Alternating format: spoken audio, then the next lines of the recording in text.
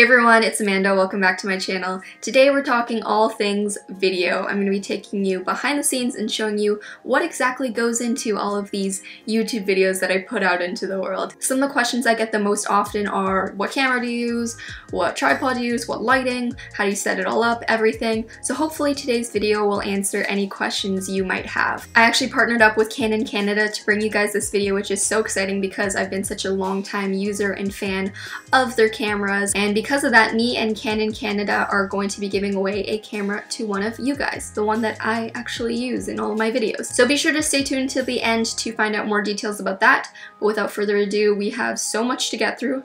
Let's get right into it. Alright, so to start off, I'm going to talk about cameras, which is kind of important. You kind of need a camera in order to film the video.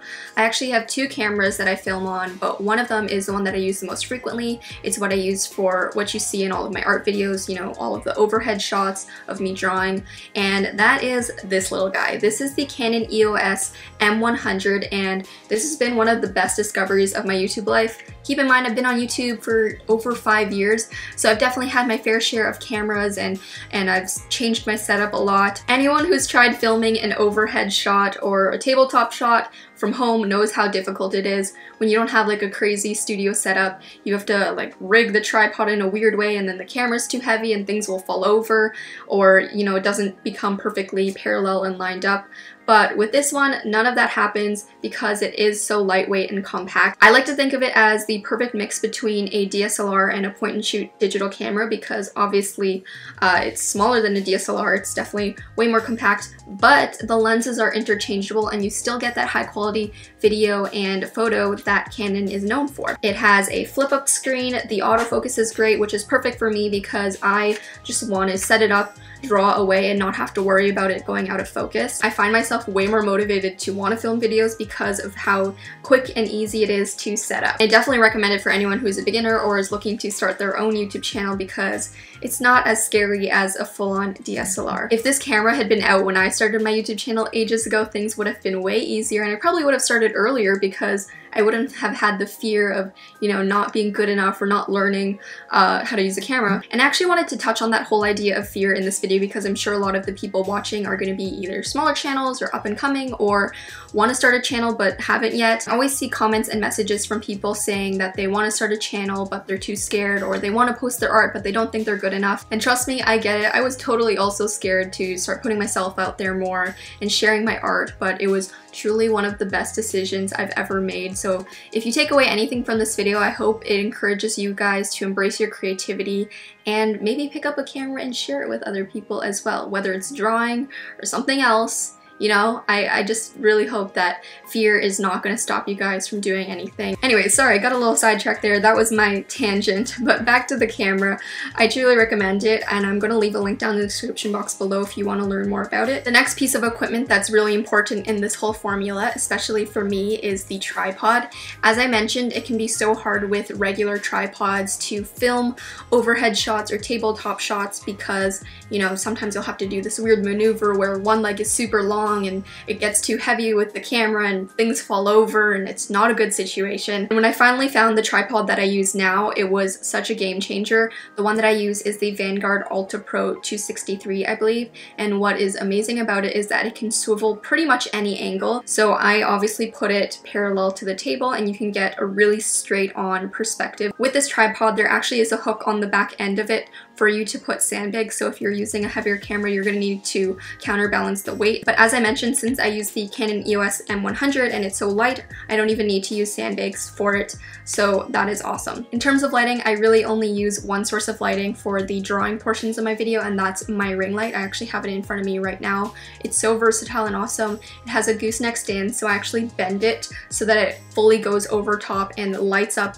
any artwork that I'm drawing completely evenly. So when everything's all set up, it kind of looks a little crazy. Like I have this tripod that's hanging over the top of my table, this weird circle light, but I think it works really well, especially for a home studio, and for how small my bedroom is. I pull up my desk, I set it all up, and then just draw. Once you find your perfect setup, I really recommend taking a mental picture of it, or even a real picture of it, or maybe even marking it on the ground with some tape, you know, where the tripod should go or where the lights should go, and that way it's easy for you to always reset and go back to that position. So that's how I filmed the art and drawing portions of my video. I'm sure that's what most of you guys were curious about, but for like these sit down kind of shots, it's more standard. Like I just have my camera on a tripod, the ring light in front of me, a light behind me to light up my background.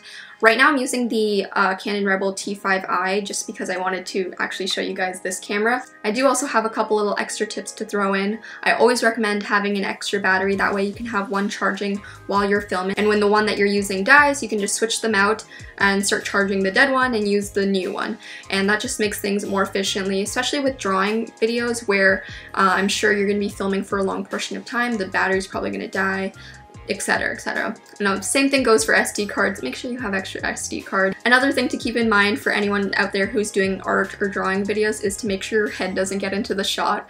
At the beginning when I was doing these videos, I wouldn't be aware, and then when I would look back on the footage, I would see that in some of the shots my head is literally covering whatever sketchbook or drawing that I'm doing because I'm, you know, leaning in. It's kind of a natural instinct for you to lean in when you're drawing, but I guess I've kind of trained myself to draw like really straight upright so that my head doesn't get in the shot. And then we make our way into the second phase, which is the editing. Now I feel like editing can be a whole other video because it's just too big of a beast to handle in this one. But if you are interested in what I use Final Cut Pro X to edit. Oh, also, I can't believe I almost forgot this. This is really important.